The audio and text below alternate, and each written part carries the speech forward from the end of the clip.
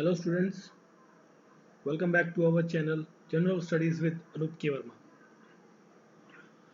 हम लोग इस सीरीज़ के अंदर बिहार पब्लिक सर्विस कमीशन के लिए जो आपके प्रैक्टिस सेट हैं वो लगा रहे हैं और इस सीरीज़ में अभी तक हमने 4 प्रैक्टिस सेट कवर कर लिए हैं और आज का हमारा रहने वाला है 5वें नंबर का 5th प्रैक्टिस सेट जो है हम देखने वाले हैं। ठीक है, जैसा कि आप जानते हैं 67th प्री BPSC का जो एग्ज़ाम डेट है वो आ चुका है 8 मई। ठीक है, आपके पास अप्रॉक्सीमेटली 28-29 डेज बचे हुए हैं, 28 डेज बचे हुए हैं अप्रॉक्सीमेटली हम कहें तो। ठीक है, तो चलिए देखते हैं आज का हमारा पहला क्वेश्चन क्या है। तो देखिए पहला क्वेश्चन है हमारा, जो मोरक्को एक ट्रैवलर था मोरक्को से आया हुआ, इसका नाम था इब्न बतूता। ठीक है, ये आपने नाम सुना होगा इब्न बतूता। ठीक है, तो ये पूछा गया है कि जो इब्न बतूता है ये किस शासक के टाइम में, किस कोर्ट में, किस शासक के टाइम पर ये भारत आया था। तो ये आया था मोहम्मद बिन तुगलक के टाइम पर। ठीक है, मोहम्मद बिन तुगलक के टाइम पर आया था और मोहम्मद बिन तुगलक जो है वो दिल्ली सल्तनत का राजा था, दिल्ली सल्तनत। ठीक है, तो उसकी कोर्ट में आया था दिल्ली में और ये आकर जब भारत में रहा था लगभग ये 7 साल 7 ईयर्स इसने भारत में स्पेंड किए थे। ठीक है, तो क्वेश्चन का करेक्ट आंसर है ऑप्शन नंबर बी, मोहम्मद बिन तुगलक। ठीक है, और मोहम्मद बिन तुगलक को वाइजेस्ट फूल के नाम से भी हम जानते हैं। फिर देखिए नेक्स्ट क्वेश्चन है हमारा यहाँ पर, जो 10वें सिख, वो कौन से सिख गुरु हैं जिनका जन्म जो है वो बिहार के अंदर हुआ था। ठीक है, तो वो थे गुरु गोबिंद सिंह। ठीक है, गुरु गोबिंद सिंह, जिनका जो 10th सिख गुरु थे, लास्ट सिख गुरु, और इनका जो एक्चुअल नेम था ये बिहार के अंदर पटना में है, पटना के अंदर इनका जन्म हुआ था 1666 के अंदर। ठीक है, और इनका जब जन्म के टाइम पर इनका नाम था गोविंद राय। ठीक है, तो क्वेश्चन का करेक्ट आंसर है ऑप्शन नंबर डी।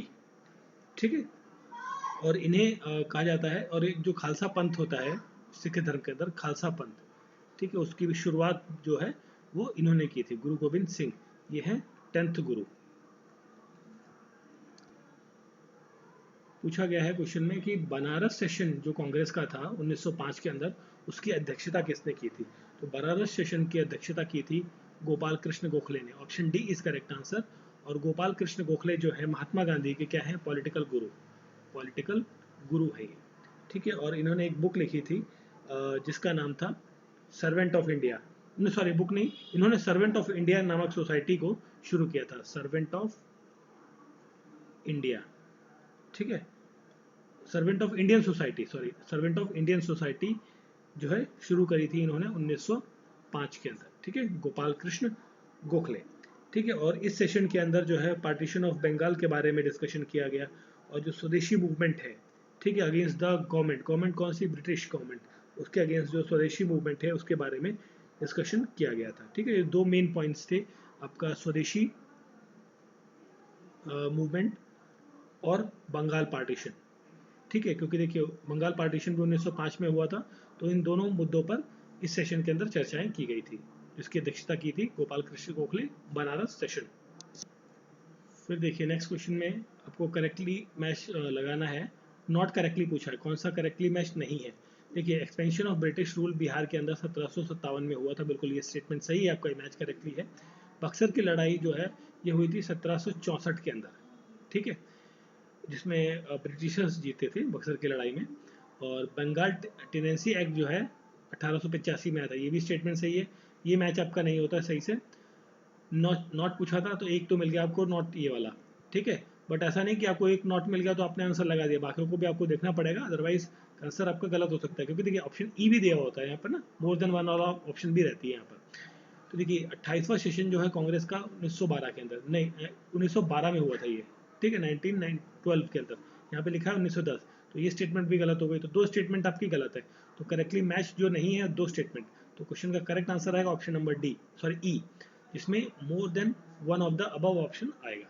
ठीक है, तो इसलिए जब भी इस तरीके के क्वेश्चन हो, और खासतौर पर जब हम बीपीएससी की बात करते हैं, तो ये आपको देता है 5वां ऑप्शन, 5वें ऑप्शन में नन ऑफ द अबव और more than one of the above दिया जाता है। वो इसलिए क्योंकि देखिए आपको पांचों के पांचों या चारों के चारों जितने भी पॉइंट्स हैं या स्टेटमेंट्स हैं वो सारी की सारी पढ़नी है, तभी आप करेक्ट आंसर लगा सकते हैं। अगर जो आपको सिर्फ यहाँ पर आपको गलत मिल गया, आपने इसी को लगा दिया, तो आपका आंसर गलत हो सकता है। ठीक है, इस चीज़ को ध्यान रखना है। फिर देखिए चेरो रिवोल्ट बेसिकली एक डायनेस्टी थी, चेरो डायनेस्टी, नाम सुना होगा आपने, चेरो डायनेस्टी। तो इसके अंदर एक रिवोल्ट हुआ देखने को मिला। ये पूछा गया कि किसकी लीडरशिप में ये रिवोल्ट हुआ था। ठीक है, अब देखिए जो ईस्ट इंडिया कंपनी थी, ईस्ट इंडिया कंपनी, ठीक है, यहाँ पर ईस्ट इंडिया कंपनी ने जो चेरो इलाका था वहाँ पर एक व्यक्ति को बिठा दिया जिसका नाम था चुरमन। ठीक है, चारूमन। ठीक है, इसका स्पेलिंग रहेगा चूरामन। ठीक है, चूरामन, चूरामन नाम के व्यक्ति को ईस्ट इंडिया कंपनी ने जो शेरो डायनेस्टी है, चेरो डायनेस्टी, इसका क्या बना दिया, किंग बना दिया। अब इस जो किंग बन गया ये व्यक्ति, इस किंग ने क्या किया कि जो पब्लिक है, पीपल है, पब्लिक पर क्या किया, जो एक्स्ट्रा टैक्सेस, मतलब बहुत ज़्यादा टैक्सेस, हैवी टैक्सेस जो है इम्प्लीमेंट कर दिए। हैवी टैक्सेस होने की वजह से लोग जो है वो काफ़ी ज़्यादा परेशान होने लग गए। ठीक है, तो उस चीज़ के लिए फिर यहाँ पर एक रिवॉल्ट देखने को मिलता है। लोगों के अंदर, जो किसान थे, लोग थे, ट्राइबल्स थे, पुअर लोग थे, उन सब के अंदर एक गुस्सा और अनरेस्ट की कंडीशन यहाँ पर पूरे राज्य में फैल गई, जिसकी वजह से एक रिवॉल्ट होता है। ठीक है, शेरो रिवॉल्ट के नाम से जानते हैं उसे। और ये रिवॉल्ट जो है ये होता है कब, 1800 1800 के आसपास, सन 1800 के अंदर। ठीक है, एग्जैक्टली सन 1800, शेरो रिवॉल्ट। अब इसमें पूछा गया कि इसकी लीडरशिप के अंदर, इसके अंदर लीडर कौन था, वो था सरदार भूषण सिंह। सरदार भूषण सिंह की अध्यक्षता में ये रिवॉल्ट शुरू हुआ। बट इसको कुछ टाइम के बाद जो है ब्रिटिशर्स ने, ईस्ट इंडिया कंपनी ने इस रिवॉल्ट को दबा दिया, सप्रेस कर दिया। ठीक है, नेक्स्ट क्वेश्चन है, ये एक राजा है यूसुफ शाह चाक। ठीक है, यूसुफ शाह चाक ये एक रूलर है, कहाँ का, कश्मीर का, कश्मीर का ये रूलर है। ठीक है, रूलर ऑफ कश्मीर है, जिसे बिहार भेज दिया गया था। जैसे कहते हैं ना, तड़ी पार कर दिया गया, वहां से हटा के उसको वहां भेज दिया गया है ना। तो इस राजा को, जो कश्मीर का रूलर था, ये बेसिकली लास्ट रूलर था कश्मीर का, लास्ट किंग था। इसको किस मुगल बादशाह ने बिहार भेजा था कश्मीर से उठा के, ठीक भाई, तेरे से नहीं राजपाट समझ रहा, तू अब जा यहाँ से बिहार जा। और बिहार में जाकर इसकी जब मौत हो जाती है, मृत्यु हो जाती है, तब इसे जो नालंदा जिला है बिहार के अंदर, वहाँ पर इसको दफना दिया गया। ठीक है, अब वो राजा था, वो मुगल बादशाह था अकबर। अकबर बादशाह ने ही इसको, यूसुफ शाह चाक को, जो कश्मीर का रूलर था, उसे बिहार भेज दिया था, एग्जाइल कर दिया गया था उसे।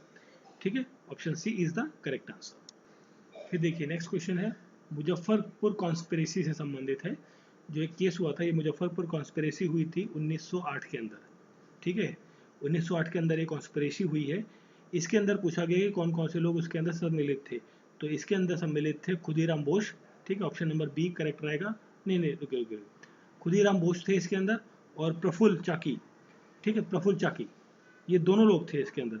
ठीक है, खुदीराम बोस और प्रफुल्ल चाकी, ये दोनों लोग मुजफ्फरपुर जो कॉन्स्पिरेसी है 1908 के अंदर, ये दोनों लोग सम्मिलित थे।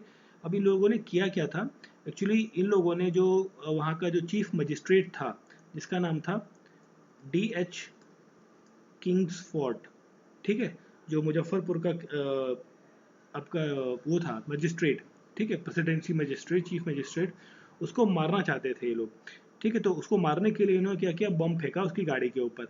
बट अनफॉर्चुनेटली जो ये मजिस्ट्रेट था किंग्सफोर्ड, ये तो बच गया, बट साथ में जो दो महिलाएं थी, ब्रिटिश वुमेन्स, उनकी क्या हो जाती है, मौत हो जाती है।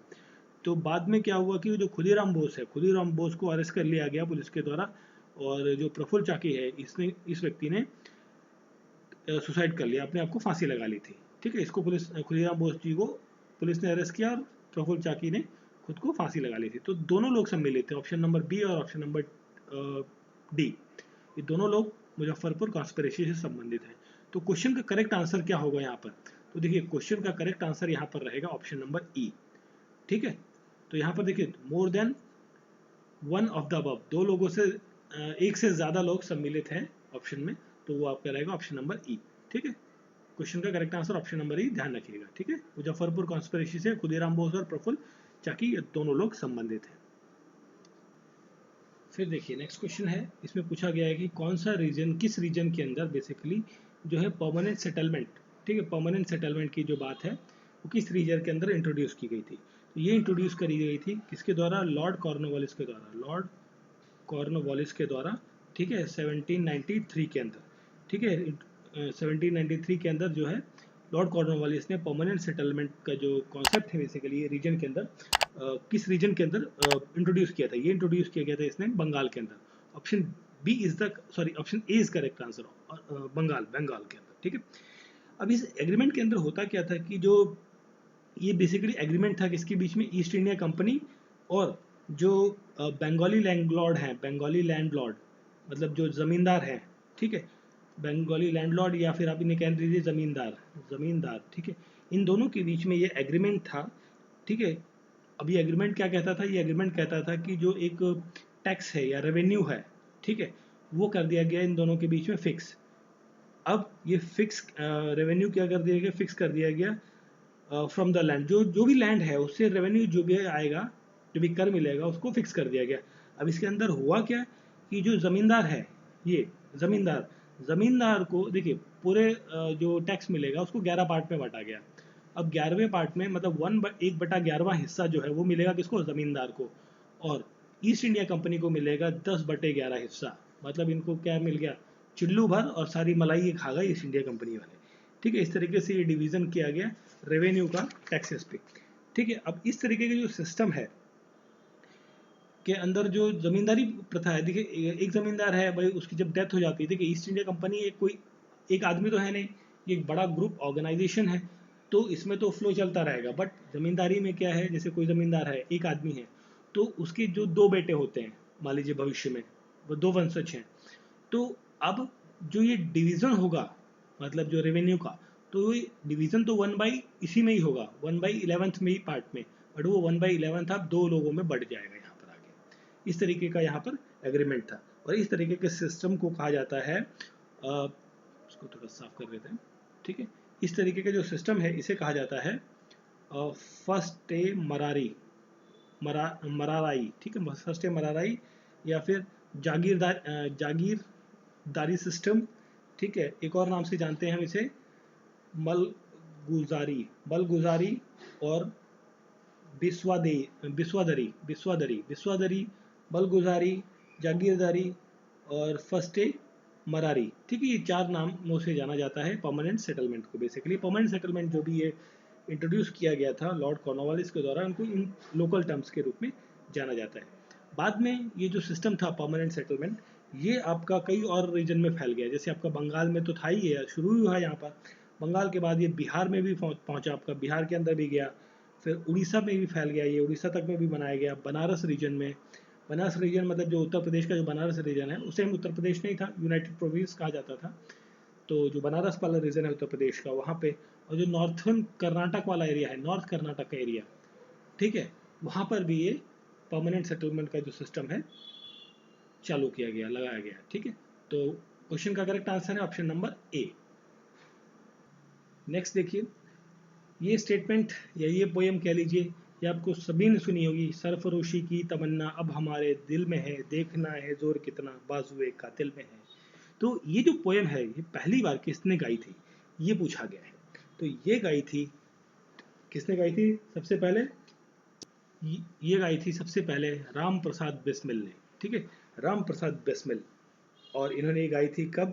ये कब गाई थी? 1921 के अंदर, 1921 के अंदर, ठीक है। और इसे लिखा था किसने? इस पोयम को, सरफरोशी की तमन्ना, इस पोयम को लिखा था बिस्मिल अजीमाबादी, सॉरी यहाँ लिख देते हैं, बिस्मिल अजीमाबादी, ठीक है, बिस्मिल अजीमाबादी के द्वारा ये लिखी गई है, जो कि कहाँ से संबंधित है? पटना के हैं, पटना के हैं। ये बिहार का ही क्वेश्चन है। देखिए एक्चुअली राम प्रसाद बिस्मिल भी कहाँ से थे? बिहार से ही थे। तो पटना के ये पोएट हैं बिस्मिल अजीमाबादी। इन्होंने ये पोएम लिखी थी 1921 के अंदर, और ये 1921 में, सॉरी ये तो बाद में गाए थे इन्होंने, 1921 में इन्होंने लिखी थी, 1921 के अंदर ये पोएम इन्होंने लिखी थी, सरफरोशी की तमन्ना, ठीक है।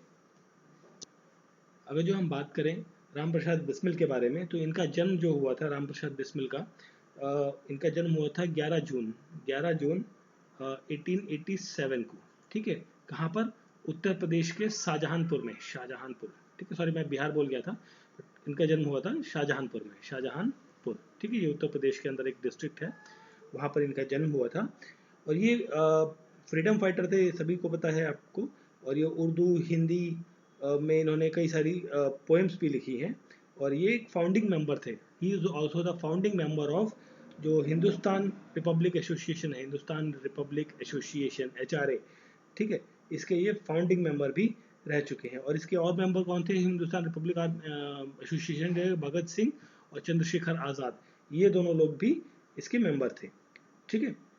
और कुछ और कविताओं की हम बात करें जो राम प्रसाद बिस्मिल ने लिखी हैं, तो वो है मैनपुरी की प्रतिज्ञा, मन की लहर, क्रांति गीतांजलि, ठीक है, ये कुछ कविताएं हैं जो इनके द्वारा लिखी गई है। और बिस्मिल जी को जो है फांसी पर लटका दिया गया था काकोरी केस के लिए, जो काकोरी ट्रेन केस हुआ था, काकोरी केस, काकोरी ट्रेन जो केस हुआ था, ट्रेन रॉबरी बेसिकली ये हुई थी, ट्रेन रॉबरी थी, उस केस के अंदर इन्हें पकड़ा गया था और फिर इन्हें मृत्यु की सजा दी गई थी और इन्हें फांसी पे दिया गया था 19 दिसंबर 1927 को, 19 दिसंबर 1927 को इन्हें फांसी पे लटका दिया गया था। कहाँ पर? गोरखपुर के अंदर, गोरखपुर, ये भी आपको ध्यान रखना है, गोरखपुर। और इस टाइम पर ये महज 27 साल के थे। देखिए 87 में जन्म हुआ, 27 में इनकी मृत्यु हो गई, तो 27 साल के ये, सॉरी 30 साल, सॉरी 30 साल की ये थी, ठीक है, 30 साल। एक छोटी सी गड़बड़ हो गई यहाँ पर, इसको करेक्ट कर लीजिए। 11 जून को हुआ था, 87 नहीं है ये, 97 हो गया, ठीक है, 1897 को इनका जन्म हुआ था, 97, ठीक है, तभी तो 30 साल हुआ, नहीं तो 40 ईयर्स हो जाएंगे, है ना, तो 1897, ठीक है, ध्यान रखिए। नेक्स्ट क्वेश्चन है, इसमें से पूछा गया कि कौन सी डायनेस्टी जो है पार्ट नहीं है कन्नौज ट्रायंगल का। देखिए जो कन्नौज का इलाका है, ठीक है, इसके अंदर कौन कौन सी जो डायनेस्टीज है जिसने रूल नहीं किया है, ये पूछा गया है। तो इसके अंदर इसे बेसिकली देखिए कन्नौज ट्रायंगल इसलिए कहा जाता है, देखिए इसका एक और नाम है त्रिप्रतीत स्ट्रगल के नाम से भी हम इसे जानते हैं। और यहाँ पर जो है कई सारे रूलर्स रहे हैं, जैसे गुर्जर प्रतिहार रहे हैं, राष्ट्रकूट रहे हैं, पाल रहे हैं, चालुक्य यहाँ पर नहीं थे, ठीक है, पाल डायनेस्टी का रहा है, चालुक्य डायनेस्टी का यहाँ पर रूल नहीं रहा है। तो ऑप्शन करेक्ट आंसर रहेगा आपका option number D, Chalukya dynasty is not a part of Kannauj triangle. चलिए फिर देखिए नेक्स्ट क्वेश्चन है, क्रोनोलॉजी पे पूछा गया है, British governor general of India के बारे में पूछा गया है। तो देखिए अब हम सबसे पहले अगर जो बात करें, चले ये ऑप्शन को उठाते हैं, यहाँ से हम बात करते हैं कि कौन कौन क्या है। तो देखिए वारन हास्टिंग की हम बात करें तो वारन हास्टिंग जो थे गवर्नर जनरल ऑफ इंडिया, ये थे 1773, ठीक है, 1773 से लेके 1785 तक, ठीक है, ये इसको शॉर्ट में लिखता हूँ वारन हास्टिंग, ठीक है, इस टाइम पर ये गवर्नर जनरल थे। इनके टाइम पर जो है बात करें अगर जो, तो रेगुलेटिंग एक्ट 1773 आया, पिट्स इंडिया एक्ट 1784 आया, ट्रीटी ऑफ सालाबाई इनके टाइम पर हुई है, एशियाटिक सोसाइटी ऑफ बंगाल का जो गठन है वो भी इनके टाइम पर हुआ है। तो कई सारी चीज़ें इनके कार्यकाल में हुई हैं वारन हास्टिंग, जो कि 1773-85 के बीच में रहे। फिर हम बात करें लॉर्ड मेटकाल्फ की, तो लॉर्ड मेटकाल्फ जो है ये गवर्नर जनरल ऑफ इंडिया थे आपके 1835 से लेकर 1836 तक के बीच में, ठीक है, इसे मैं लिख देता हूँ लॉर्ड एम, ठीक है, LM, लॉर्ड मेटकाल्फ, ठीक है। और इनके टाइम पर जो है जो न्यू प्रेस लॉ जो है वो लाया गया था, रिमूव कर दिया गया था, कि जो प्रेस से रिलेटेड एक लॉ था उसको रिस्ट्रिक्शन को रिमूव कर दिया गया था, ठीक है, प्रेस फ्रीडम के बारे में इसके अंदर बात करी गई थी। फिर हम बात करें अगर जो लॉर्ड डलहौजी की, तो लॉर्ड डलहौजी का जो टाइम पीरियड था, कार्यकाल था, वो था 1848 से लेके 1856, 1857 का जो विद्रोह हुआ उससे पहले लॉर्ड डलहौजी थे। अब इसको लिख देते हैं LD से, लॉर्ड डलहौजी, ठीक है। और इन्होंने जो है डॉक्ट्राइन ऑफ लैप्स की जो नीति थी, हड़प का सिद्धांत जिसे कहते हैं, उसे लागू कराया, एनेक्सेशन किया इन्होंने बहुत सारे स्टेट्स को, ठीक है। और इन्होंने कई सारे अच्छे काम भी किए जिसको हम आज की डेट में भी इस्तेमाल करते हैं, जैसे रेलवे शुरू किया इन्होंने 1853 के अंदर, जो मुंबई से थाने चली थी 1853 के अंदर आपकी, टेलीग्राफ और जो पोस्टल सर्विस है रिफॉर्म्स, वो भी इन्होंने लाया था। वुमेन री मैरिज एक्ट जो है वो 1856 का, ठीक है, 1856 का वुमेन्स का रीमैरिज एक्ट, वो भी इन्हीं के टाइम पर आया, लॉर्ड डलहौजी। इन्होंने कई सारे अच्छे काम किए भारत के पॉइंट ऑफ व्यू से, जो आज की डेट में हमारे लिए बेनिफिशियल रहे। आगे हम बात करें लॉर्ड कैनिंग की। लॉर्ड कैनिंग का जो टाइम पीरियड था वो था 1856 से लेकर 1857 तक, नहीं सॉरी कैनिंग है ना, ठीक है, डलहौजी हो गए, कैनिंग ही हो गए, 1857 तक में रहे ये। अब ये रहे आपके लॉर्ड कैनिंग, एलसी कर देते हैं, ठीक है। तो लॉर्ड कैनिंग के टाइम पर क्या क्या हुआ, देखिए 1857 की लड़ाई तो सबसे पहले आपको देखने को मिली। 3 यूनिवर्सिटीज़ बनी लॉर्ड कैनिंग के टाइम पर, कलकत्ता, मद्रास, बॉम्बे की जो 3 यूनिवर्सिटीज़ हैं, बड़ी यूनिवर्सिटीज़, ये बनी आपकी 1857 के अंदर, ठीक है, 3 बड़ी यूनिवर्सिटीज़ आपकी बनी। अब जब रिवॉल्ट खत्म हो जाता है 1857 का, उसके बाद क्या होता है कि भाई जो गवर्नर जनरल ऑफ इंडिया का पद है उसे क्या कन्वर्ट किया गया, वॉइस रॉय के पद में कन्वर्ट कर दिया गया, उसको कहा गया, वॉइस रॉय का नाम दिया गया, और जितनी भी पावर्स थी वो सारी ट्रांसफर कर दी गई कहाँ पर, ईस्ट इंडिया कंपनी से क्राउन में। जितनी ईस्ट इंडिया कंपनी की पावर्स थी, ताकतें थी, वो सारी चली गई क्राउन में। क्राउन मतलब जो किंग या क्वीन आपकी इंग्लैंड में बैठा हुआ है उसके पास, ठीक है। अब इसके बाद जो आया, सबसे पहला जो एक्ट आया था वो आया था गवर्नमेंट ऑफ इंडिया एक्ट 1858, ठीक है। तो क्वेश्चन पे आते हैं, ये सब चीज़ें आपको बता दी मैंने, इनके टाइम पर क्या क्या इंपॉर्टेंट चीज़ें हुई हैं। अब आते हैं क्वेश्चन पे। तो क्वेश्चन में पूछा गया क्रोनोलॉजी कौन सा था, ठीक है। 73 तो सबसे पहले वारन हास्टिंग हो गया, देखिए क्रोनोलॉजी में हमने लिख लिया ये चीज़ें, तो कुछ क्रोनोलॉजी पे आपका ऑप्शन नंबर ए ही बन रहा है ना। देखिए क्रोनोलॉजी के हिसाब से भी 73, 35, 48 देन 56, ठीक है। तो क्रोनोलॉजी के हिसाब से ऑप्शन नंबर 8 जो है हमारा correct question number, option number A is the correct answer. इस क्वेश्चन का correct answer option number A. तो आपको ये देखिए, जो गवर्नर जनरल्स के टाइम पीरियड है या इनके जो जो वर्क्स हैं, इन पे एक आधा क्वेश्चन आपको जरूर देखने को मिल सकता है, तो ये इंपॉर्टेंट है, इसको स्किप बिल्कुल नहीं कर सकते। नेक्स्ट क्वेश्चन है आपका, when was the Sedler commission form, this is formed, इसको हम स्पेलिंग ठीक कर लेते हैं, फॉर्म्ड। सेडलर कमीशन की जो है गठन कब किया गया, इसका गठन किया गया था 1917 के अंदर, option number C is the correct answer, 1917 के अंदर। देखिए इस कमीशन में जो सेडलर है, ये भाई कौन है, ये चेयरमैन ही होगा, जाहिर सी बात है इस कमीशन का, तो उसका नाम था पूरा माइकल सेडलर, ठीक है, he is the chairperson of this Sedler commission. और इस कमीशन के अंदर 2 इंडियन मेंबर्स को भी इंक्लूड किया गया। कितने मेंबर्स, 2 इंडियन मेंबर्स इंक्लूड थे, और उन 2 इंडियन मेंबर का नाम था आशुतोष मुखर्जी, और दूसरा नाम था जियाउद्दीन अहमद, ठीक है, जियाउद्दीन अहमद। ये 2 इंडियंस थे, इन लोगों को इंक्लूड किया गया इस सेडलर कमीशन के अंदर। अब ये कमीशन जो था, बेसिकली इसका उद्देश्य क्या था, इसका उद्देश्य ये था कि जो यूनिवर्सिटी ऑफ कलकत्ता बनी है, कलकत्ता, मद्रास और बॉम्बे की जो यूनिवर्सिटी 1857 में बनाई गई थी, अभी हमने पिछले क्वेश्चन में एक बात करी थी, तो उस यूनिवर्सिटीज के काम काज को रिव्यू करना है ना, उन यूनिवर्सिटीज को जो स्पेशली कलकत्ता यूनिवर्सिटी, कलकत्ता की जो यूनिवर्सिटी थी उसके वर्क को, कि मतलब वहाँ पे शिक्षा वगैरह का क्या स्टेटस है, क्या सिस्टम चल रहा है, उन सभी चीज़ों को रिव्यू करने का काम जो है इस कमीशन के पास था, ठीक है। अब इसमें मेन ऑब्जेक्टिव था इस कमीशन का कि जो इम्प्रूव किया जाए यूनिवर्सिटी के अंदर जो एजुकेशन सिस्टम है, ठीक है, उसको बाय सेपरेट कर दिया जाए जो सेकेंडरी एजुकेशन है फ्रॉम द यूनिवर्सिटी से। जो सेकेंडरी एजुकेशन दैट मीन्स जो आपका 10th और 12th आज की डेट में होता है ना, 10th एंड 12th, ये सेकेंडरी एजुकेशन हो गया, और वो उसको आपको यूनिवर्सिटी एजुकेशन से अलग कर दिया जाए, ठीक है।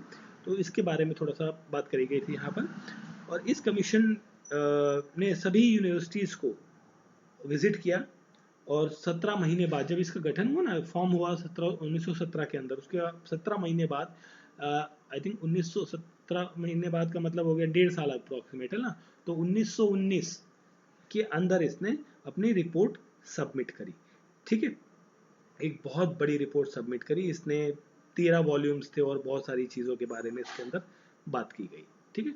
तो क्वेश्चन का करेक्ट आंसर 1917।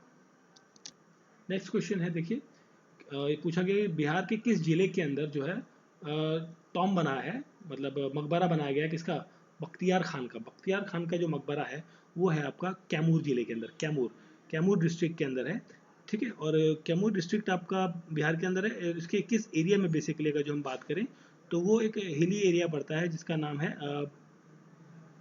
मधुराना विलेज, ठीक है, मधुराना विलेज, ठीक है। और मधुराना विलेज के अंदर एक ब्लॉक है चैनपुर ब्लॉक, चैनपुर ब्लॉक, ठीक है। और चैनपुर ब्लॉक किस डिस्ट्रिक्ट के अंदर आता है? कैमूर।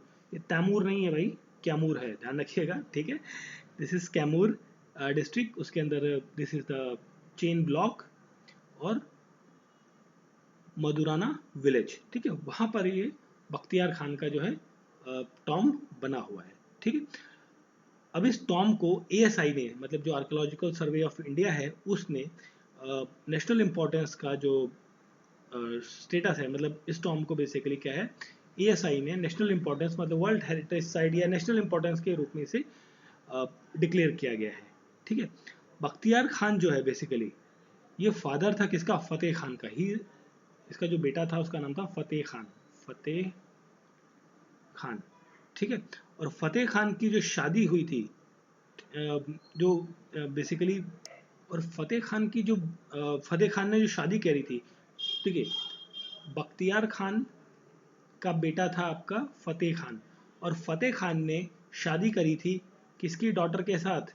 ही married with the daughter of Sher Shah Suri, शेर शाह सूरी, ठीक है। जिसका आपको देखने को मिलता है कहाँ पर? सासाराम के अंदर, सासाराम बिहार के अंदर आपको देखने को मिलता है, ठीक है। सासाराम यहाँ नाम लिखा हुआ है, ठीक है। तो option B is the correct answer.